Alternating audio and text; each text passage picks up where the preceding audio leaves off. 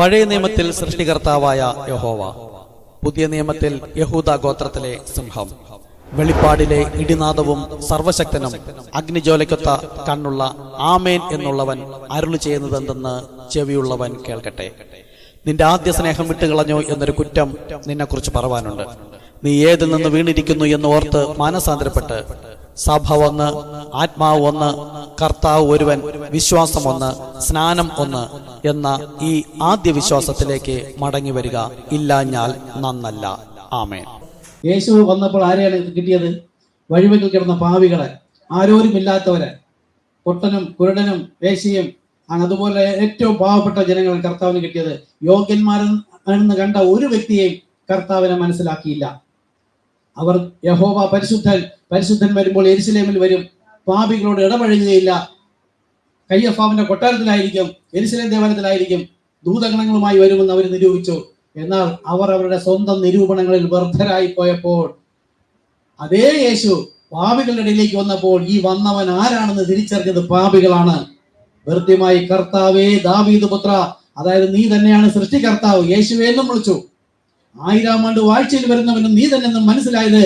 ലോകത്തിന്റെ കാഴ്ചയില്ലാത്തവൻ, പക്ഷെ അവൻ ആത്മക്കണ്ണ് തുറന്നവനായിരുന്നു. അതുപോലെ കർത്താവ് നമ്മെ വിളിച്ചു വേർതിരിച്ചു. കർത്താവ് വരുമ്പോൾ ഫലം കായ്ക്കുന്നവരുണ്ടാകണം. നമ്മളും കർത്താവ് നമ്മെ വിളിച്ചിരിക്കുന്നതും തന്നെ അത്ഭുത പ്രകാശത്തിലേക്ക് വിളിച്ചവന്റെ സൽഗുണങ്ങളെ ഘോഷിപ്പാൻ തക്കവണ്ണം തിരഞ്ഞെടുക്കപ്പെട്ട രാജകീയ പുരോഹിത വർഗം, വിശുദ്ധ വംശം, സ്വന്തം ജനം. ദൈവത്തിന്റെ ഇഷ്ടമാണ്, നാം അത് ചെയ്യണം. കർത്താവ് നമ്മെ സഹായിക്കട്ടെ. ബ്രദർ വന്നപ്പോൾ ഒത്തിരി പിക്ചറൊക്കെ കണ്ടിട്ടുണ്ടാവും. ഇതെന്താണ് എന്ന് തോന്നലുണ്ടാവും. ഇത് അറിയാം. ലോകം പഠിപ്പിക്കുന്ന പിതാവ്, പുത്രൻ, പരിശുദ്ധാത്മാവ്. പിതാവിന്റെ നാമം സൃഷ്ടികർത്താവ്, യഹോവയായ കർത്താവേ, ദൈവമായ കർത്താവേ എന്ന് വിളിക്കുന്നു. പുത്രന്റെ നാമം യേശു, പരിശുദ്ധനാമം ക്രിസ്തു. നമുക്ക് അത് അറിയാവുന്നതാണ്. അത് പഠിപ്പിക്കുന്നതിനായിട്ടാണ്. പിന്നെ സ്റ്റാച്യു ഓഫ് പെർഫെക്റ്റ് ഉണ്ട്. ഇത് ഈ വക കാര്യങ്ങളൊക്കെ പറഞ്ഞു തരണമെന്നുണ്ടായിരുന്നു. നമ്മൾ വീട്ടിൽ നിന്ന് കുറച്ചു കാലം സംസാരിച്ചു. ഈ എറണാകുളത്തുള്ള സഹോദരിയുമായിട്ട് സംസാരിച്ചു. അവർ യേശുനാമ സഭയിലാണ്. എന്നിട്ടും യേശുനാമ സഭയിലുള്ള ഒരുപാട് തെറ്റായ പഠിപ്പിക്കലുകൾ എന്ത് എന്ന് ദൈവകൃപയാൽ പറഞ്ഞു കൊടുക്കാൻ കഴിഞ്ഞു.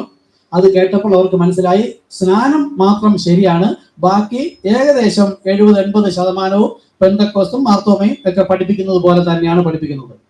സഹോദരിമാർ തലയിൽ അവിടെ തുണിയിട്ടുകൊണ്ടിരിക്കുന്നു. ഇത് വേണ്ട. 2 കൊരിന്ത്യർ 3 പറയുന്നു, കർത്താവിലേക്ക് തിരിയുമ്പോൾ മൂടുപടം നീങ്ങിപ്പോകും, ക്രിസ്തുവിൽ മൂടുപടം നീങ്ങിപ്പോകും. 1 കൊരിന്ത്യർ 11:13 മുതൽ പറയുന്നു, മൂടുപടം ഇടാതെ ദൈവത്തോട് സ്ത്രീ പ്രാർത്ഥിക്കുന്നത് യോഗ്യമോ? മുടി നീട്ടി വളർത്തിയാൽ അത് മൂടുപടത്തിന് പകരം എന്ന് പഠിപ്പിക്കുന്നു. ഈ ആരെങ്കിലും തർക്കിപ്പാൻ ഭാവിച്ചാൽ ഈ വക മര്യാദ ഞങ്ങൾക്കില്ല, ദൈവസഭകൾക്കുമില്ല. അപ്പൊ ദൈവസഭയ്ക്ക് മൂടുപടം വേണ്ട. കാരണം എന്താ? പഴയ നിയമത്തിൽ മൂടുപടം ഇട്ടത് ദൈവം പറഞ്ഞിട്ടല്ല, മോശയുടെ ബുദ്ധിയാണ്. യഥാർത്ഥത്തിൽ പറഞ്ഞാൽ പിശാചിനാൽ തോന്നിച്ചത്, അല്ലെങ്കിൽ ബുദ്ധി ലോകത്തിലേക്കാണ്, ദൈവത്തിന് ശത്രുത്വമാണ്. അപ്പോൾ എന്തിനായിട്ടത്? ദൈവത്തിന്റെ തേജസ് ജനം കാണാതിരിക്കാൻ. 2 കൊരിന്ത്യർ 3 പറയുന്നുണ്ട്, ദൈവത്തിന്റെ തേജസ് കാണാതിരിക്കാൻ മോശ മുഖത്ത് മൂടുപടം ഇട്ടതുപോലെ അല്ല, ക്രിസ്തുവിൽ അത് നീങ്ങിപ്പോകും. കർത്താവിലേക്ക് തിരിയുമ്പോൾ മൂടുപടം നീങ്ങിപ്പോകും. അപ്പോൾ യേശുനാമ സഭകളും ഇത് ഇട്ടിരിക്കുന്നു. നമ്മളുടെ പ്രത്യേകത അതാണ്. അപ്പോൾ ഇതുപോലെ ഇത് മാത്രമല്ല, ധാരാളം കാര്യങ്ങൾ അവർ തെറ്റിപ്പഠിപ്പിക്കുന്നു.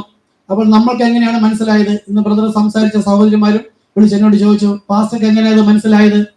ഞാൻ പറഞ്ഞു, എന്നെ ഒരു എളിയ സഹോദരൻ പഠിപ്പിച്ചതാണ്. ആരാണ് എളിയ സഹോദരൻ? ഇപ്പോൾ ജീവിച്ചിരിപ്പില്ല, അമേരിക്കയിൽ ഉണ്ടായിരുന്നതാണ്. 7ാം ക്ലാസ് വരെ മാത്രമേ പഠിച്ചിട്ടുള്ളൂ, വിദ്യാഭ്യാസമൊന്നും ഇല്ല. അവിടെ ഇംഗ്ലീഷ് ആയതുകൊണ്ട് ഇംഗ്ലീഷ് സംസാരിക്കുന്നേ ഉള്ളൂ. എഴുത്തും വായനയും നല്ല രീതിയിൽ അറിയില്ല. ആദിവാസി വിഭാഗത്തിൽപ്പെട്ട ഒരാളാണ്. ബൈബിൾ കോളേജിലൊന്നും പോയിട്ടില്ല. ഒരു പാവപ്പെട്ട മനുഷ്യൻ ബാപ്റ്റിസ്റ്റ് സഭയിൽ ഉണ്ടായിരുന്നു. അവിടെ ഇരിക്കുമ്പോഴത്തേക്ക് കർത്താവ് അദ്ദേഹത്തോട് പറഞ്ഞു, കുഞ്ഞുനാൾ മുതലേ അദ്ദേഹം വേർപെട്ട ഒരു വ്യക്തിയായിരുന്നു. ഇതൊന്നും അറിയില്ല. ജനനം മുതൽ തന്നെ വേർപെട്ട ഒരു മനുഷ്യനായിരുന്നു. അമേരിക്കൻ നമ്മുടെ രാജ്യം തമ്മിൽ ഇപ്പോൾ ഏകദേശം 100-150 വർഷത്തിന്റെ വ്യത്യാസമുണ്ട്. അന്ന് അവിടെ സിഗരറ്റ് വലിക്കുമായിരുന്നു. ലോകപ്രകാരം ജീവിച്ചപ്പോൾ ഇദ്ദേഹം അങ്ങനെ പോകില്ല. ഒരിക്കൽ സുഹൃത്തുക്കളെല്ലാം സിഗരറ്റ് വലിച്ചപ്പോൾ ഇദ്ദേഹം സിഗരറ്റ് വലിക്കാത്തത് കൊണ്ട് അവരോടൊപ്പം സാധാരണ കളിക്കാൻ പോകാത്തത് കൊണ്ട് അവരെല്ലാം പരിഹസിച്ചു.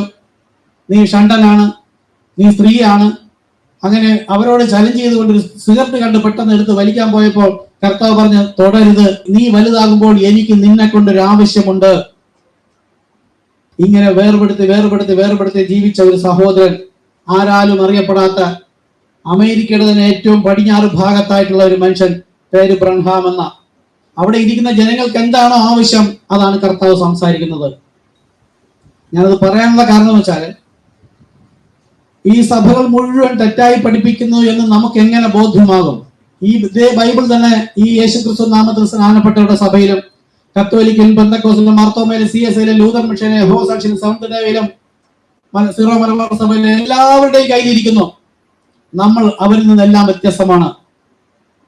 നാം പഠിപ്പിക്കുന്ന വ്യാഖ്യാനമോ ബൈബിൾ കോളേജിന്റെ പഠിത്തം വെച്ചിട്ടല്ല ദൈവം ന്യായം വിധിക്കുന്നത്, തിരുവെഴുത്തുകൾ പ്രകാരമാണ്.